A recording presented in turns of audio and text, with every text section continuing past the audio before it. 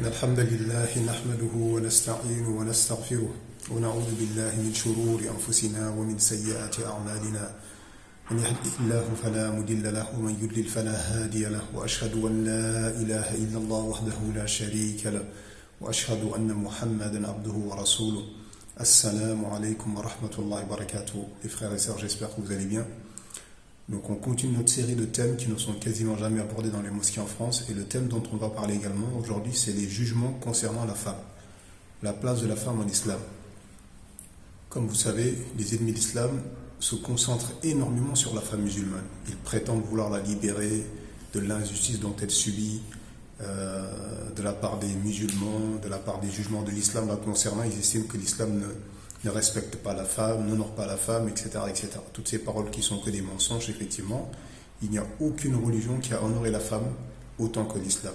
Tu ne trouves aucune religion qui a autant honoré la femme que l'islam. Et la preuve en est que la plupart des gens qui se convertissent en islam dans les pays occidentaux sont des femmes. La majorité des convertis sont des femmes. Ceci est bien la preuve que ce que disent ces occidentaux-là n'est que des mensonges, subhanallah. L'islam a honoré la femme. Il lui a donné la place qu'elle mérite. Effectivement, il faut savoir que l'islam est la religion d'Allah. Inna dina inda Allah l'islam. La religion auprès d'Allah, c'est l'islam.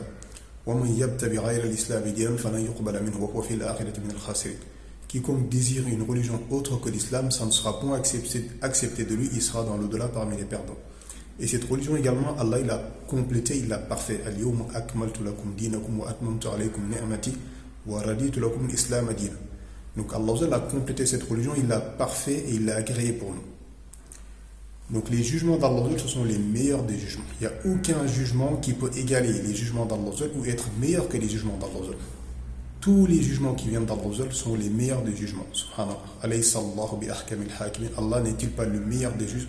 Wa huwa khayrul hakimin. C'est lui le meilleur des juges également. Donc tous les jugements concernant la femme sont des jugements qui sont parfaits et qui vont que dans l'intérêt de la femme, dans ce qui lui est utile, subhanallah, ici-bas et dans l'au-delà. Donc les ennemis de l'islam, subhanallah, ils se font passer pour des gens qui sont bienfaisants envers les femmes, qui veulent la libérer de l'injustice dont elle subit, alors que c'est faux, c'est des menteurs, subhanallah. Ils détestent la femme musulmane, ils détestent la noblesse, ils détestent la piété.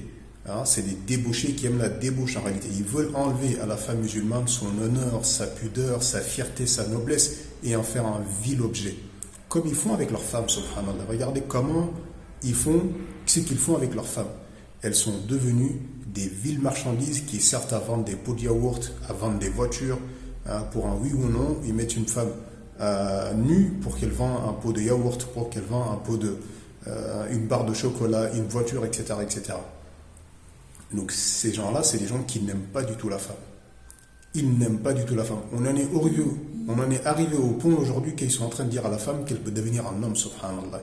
Est-ce que quelqu'un qui aime les femmes essaie d'inciter les femmes à devenir des hommes, subhanallah?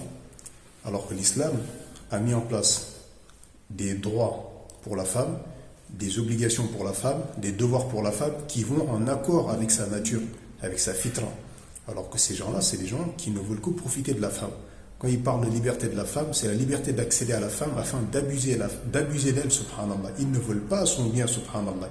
Ils la demandent de se dévêtir, de s'embellir, de se parfumer pour sortir, afin qu'eux puissent commettre la fornication et la débauche avec cette personne-là. Et regardez le nombre de têtes parmi les journalistes, parmi les politiques qui sont éprouvés par des histoires de viol. Par des histoires de viol, subhanallah, jusque dans l'Assemblée nationale.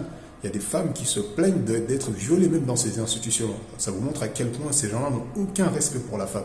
Donc effectivement, cette personne-là, cette femme qui se voile, qui se préserve, n'est pas aimée de ces gens-là, subhanallah. Ils veulent celle qui se déshabille afin d'accéder à elle en toute tranquillité. Et en général, quand les femmes se font violer dans ces pays-là, quand elles vont dans les polices et les tribunaux, elles obtiennent rien du tout, subhanallah. La culture du viol est protégée dans ce pays, subhanallah.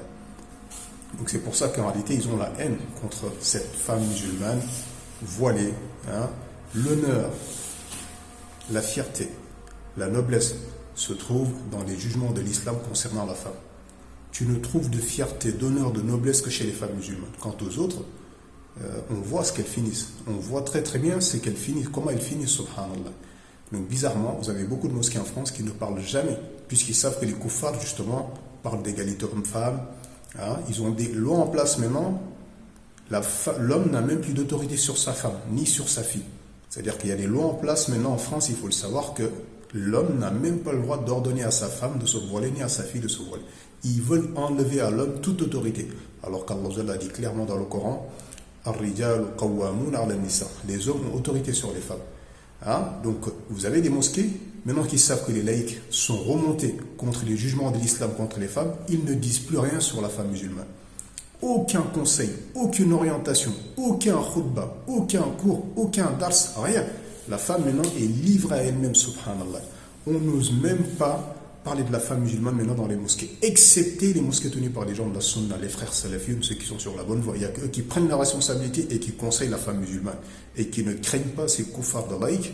C'est pas parce qu'il est laïque se mobilise contre ta mère, ta sœur, que derrière on va les abandonner dans les mains de ces gens-là et qu'on va même pas leur donner l'enseignement religieux qui les concerne. Il faut enseigner à la femme tous les jugements qui la concernent. Il y a des jugements qui sont généraux. C'est pareil pour les hommes comme pour les femmes. Mais il y a des jugements qui sont spécifiques aux femmes. Il faut que les femmes connaissent ces jugements, subhanallah. Qu'elles connaissent la croyance, qu'elles connaissent les règles de la prière, les règles du jeûne, et les règles également par rapport à sa particularité d'être femme également. Donc vous avez, subhanallah, des étudiants en sciences, alhamdulillah, qui font des cours, qui font des douros, qui font des khutbahs, qui font des séries de cours sur la femme musulmane. Hein, donc vous allez écouter les cours justement vous allez quasiment sur les sites des étudiants en sciences ou sur leurs applications, vous allez trouver toute une partie qui est réservée aux femmes. Hein, vous allez sur le Dolo Sunna, An-Nasiha, ou le site de Saad Abu Abdurrahman, ou les frères de la voie droite.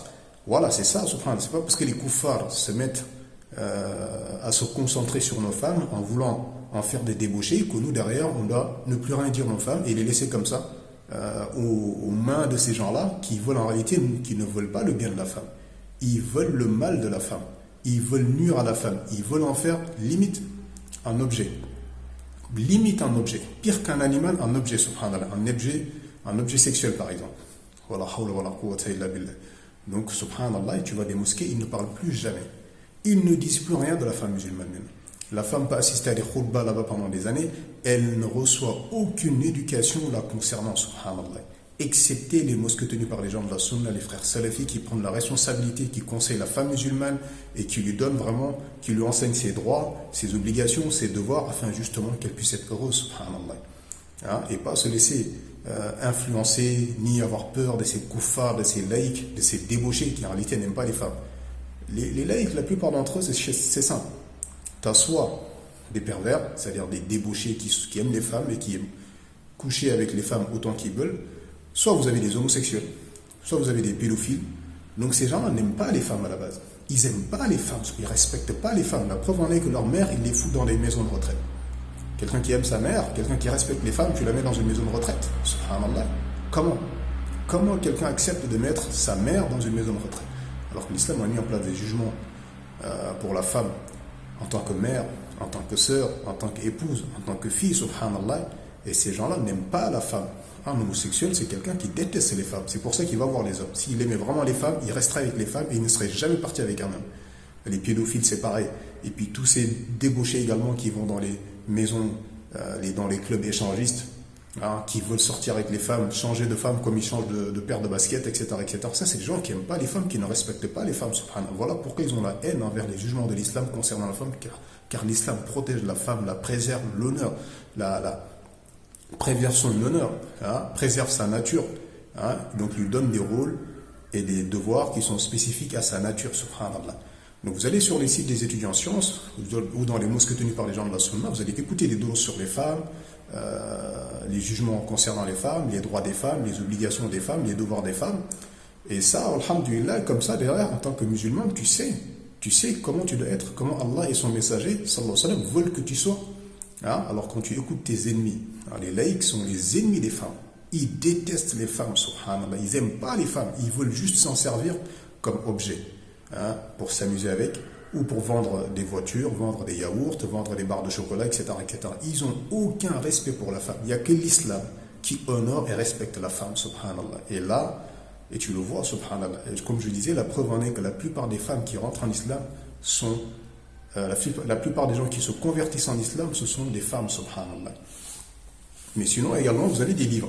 Alors, soit vous allez sur les sites des étudiants en sciences salafis et vous allez écouter les parties qui sont réservées aux femmes, les cours réservés aux femmes, soit vous achetez également des livres. Vous avez des très très bons livres, alhamdoulilah, qui ont été écrits par nos savants de la sunna concernant la femme. Vous achetez ces livres.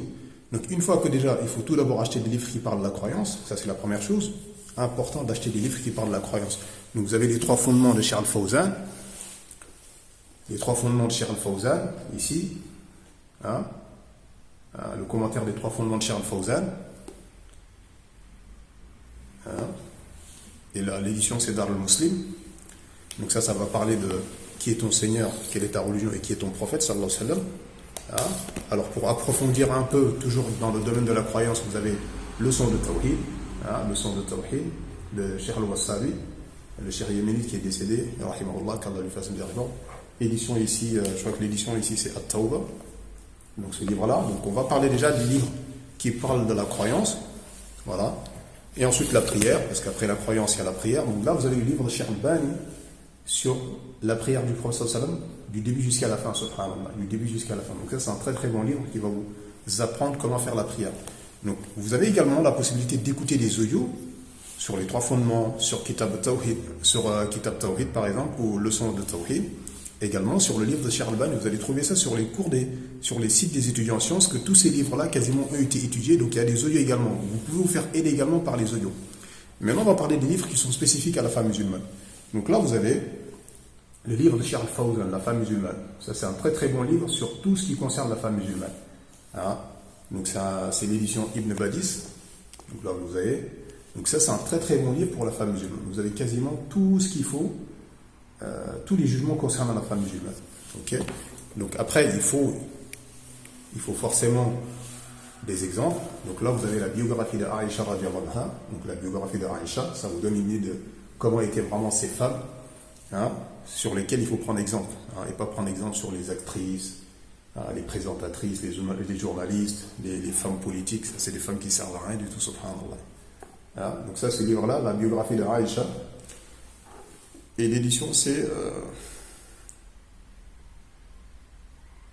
j'ai du mal à lire l'édition là, vous l'avez trouvé comme ça de toute façon. Après également on a un livre qui a été écrit par la fille de Cheikh Muqbil, Abdillah. Donc ça c'est un très très bon livre écrit par la fille de Cheikh Muqbil. Donc n'hésitez pas à acheter ce livre, surtout cette édition, cette version là, hein, parce qu'il y a une nouvelle version qui est sortie, mais je pense que l'ancienne est mieux. Pareil c'est Dar al-Muslim également. Donc la fille de Cheikh Muqbil, donc pour ceux qui le connaissent, c'est un grand cheikh salafi qui était au Yémen, qui est décédé il y a quelques années. Hein? Alors après ça c'est un livre plus pour donc ça je ne vais pas en parler de ça. Alors il y a quoi d'autre comme livre? Donc également il y a ce livre de Cheikh Al-Fawzan sur le rôle de la femme. Il y a ce livre de Cheikh Al-Fawzan sur le rôle de la femme. Donc voilà en fait. Hein, donc la musulmane doit savoir que l'islam l'a honorée, l'a préservée. Hein, et Allah a mis en place des jugements pour qu'elle reste noble, qu'elle reste fière, qu'elle garde son honneur, sa fierté, sa noblesse et sa beauté également. Alors les ennemis d'Allah Azzawajal ne veulent pas le bien pour la femme musulmane. En réalité, ils détestent la femme tout simplement. C'est pour ça que la plupart d'entre eux sont des homosexuels ou des bisexuels ou des transsexuels ou des pédophiles ou des gens qui aiment jouer avec les femmes. Hein. Ils veulent coucher avec autant de femmes qu'ils veulent.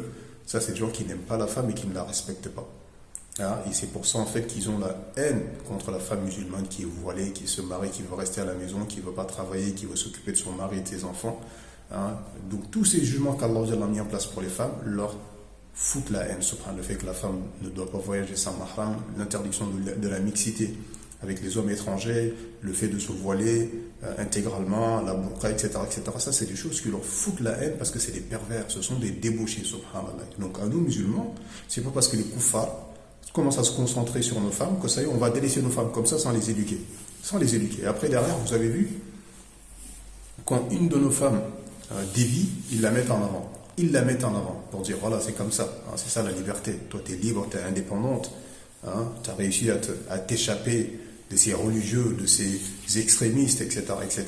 Ça, c'est des subhanallah. Ils ne veulent pas ton bien, subhanallah. Ils ne veulent pas ton bien. Ils ne veulent pour toi que le mal, subhanallah. Et vous voyez maintenant des mosquées en France, ils ne parlent jamais, ils ne disent rien sur la femme musulmane. Tout ce qu'ils vont dire, c'est il faut être bienfaisant vers la femme musulmane. Explique, ça veut dire quoi être bienfaisant vers la femme? C'est la laisser libre à elle-même, faire tout ce qu'elle veut, sortir, rentrer comme elle veut. Non, c'est pas ça la bienfaisance envers la femme. La première des bienfaisances envers la femme, c'est de lui enseigner sa religion. Et lui enseigner tous les jugements qui lui sont spécifiques. Tous les jugements concernant la femme, il faut qu'il lui enseigne cela. Et derrière, lui apporter tout ce dont elle a besoin, en termes de nourriture, de vêtements, de protection également. C'est ça la bienfaisance, subhanallah. Mais quant à ce qu'eux, ils appellent bienfaisance, c'est la livre à elle-même. Elle rentre, elle sort, elle fait ce qu'elle veut. Et surtout également la pousser à faire des études, à aller faire des études mondaines. Voilà, pour eux, c'est ça la bienfaisance envers la femme. Moi, j'ai vu des gens même qui laissent leurs filles aller jusque dans les universités, dans d'autres villes, toutes seules, subhanallah. Tu dis, mais c'est quoi la suite après derrière? C'est quoi la suite, subhanallah? Parce que justement, on ne leur enseigne pas dans la mosquée, en fait, qu'en tant qu'homme musulman, il faut que tu prennes soin de tes femmes, subhanallah, que tu les études, que tu les protèges, que tu les aides à se marier quand elles atteignent l'âge du mariage. Mais c'est pas que tu la laisses libre à elle-même, elle rentre, elle sort, ou dit, va travailler, va faire des études, va dans l'université, va. Ça, c'est quoi ça, subhanallah? C'est toi le responsable de cette personne, c'est Allah Allah va te questionner sur ces gens-là. Mais quant à se laisser influencer par ces koufars de laïcs qui ne veulent pas ton bien, ni à toi, ni à la femme, et puis derrière tu les écoutes, tu laisses les femmes musulmanes comme ça libres à elles-mêmes, il faut savoir que ces gens-là n'ont jamais aimé la femme musulmane. Quand les koufars sont arrivés dans les pays musulmans, pendant la colonisation, qu'est-ce qu'ils ont fait sur les places publiques? Ils faisaient venir des femmes voilées qui étaient sur la place publique. À l'époque, vous voyez, vous allez trouver des vidéos où les femmes étaient voilées de la tête aux pieds. Ils faisaient exprès, ils faisaient venir des femmes sur les places publiques et ils les déshabillaient devant tout le monde pour humilier les femmes et les musulmans. Parce que quand on s'attaque à ta femme, en réalité, c'est toi qui es visé derrière. Il ne faut pas être naïf, subhanallah. Le cheval fait partie du cavalier. Quand on s'attaque à la femme musulmane, c'est l'homme musulman qui est visé derrière, subhanallah. Mais quand tu crois que c'est pas toi, c'est que la femme, c'est qu'il y a un problème, subhanallah. Donc vous prenez vos responsabilités. Et alhamdulillah, qu'Allah récompense les frères de la sunna. Le frère Saad Abu Abdurrahman récemment a fait un audio sur la femme musulmane. Donc tous ces frères qui sont sur la sunna, qui ont des mosquées également, ils font des efforts pour expliquer aux femmes musulmanes leurs droits, leurs obligations, leurs devoirs, etc., afin qu'elles deviennent ces femmes pieuses, qu'elles puissent prendre exemple sur les femmes du prophète sallallahu alayhi wa sallam, les sahabiyat, et pas qu'elles soient influencées par des femmes corrompues parmi les actrices, les femmes politiques, les femmes journalistes, etc., toutes ces femmes qui ne servent à rien, subhanallah. Donc on demande à Allah qu'il récompense les frères de la sunna, les frères qui sont salafis, qui sont sur la bonne voie, qui font des efforts pour éclairer aux musulmans sur la religion. Quant à ces hizbiyoun qui sont dans les mosquées en France là-bas, qui n'osent même plus parler de la femme musulmane parce que les koufars, les laïcs maintenant, égalité homme-femme, le voile, et parfois ils font venir sur les plateaux télé des chalgoumis ou le recteur de la mosquée de Paris qui te disent clairement que le voile ne fait pas partie de l'islam. Donc dans ce combat qu'ils mènent contre la femme musulmane, donc ils mettent en place des lois, mais ils vont également chercher des traîtres parmi les musulmans pour venir dire en fait que le voile n'existe pas en islam, et ceci, et cela, et eux ils sont là, ils disent ça sur les plateaux télé. Donc c'est quand les gens sont attaqués qu'il faut les défendre. C'est pas une fois qu'ils sont complètement ruinés que tu vas venir dire que tu... Non, c'est maintenant. Quand les ennemis s'attaquent à la femme musulmane, c'est là justement qu'il faut soutenir la femme musulmane, l'encourager, et pas l'abandonner, et puis...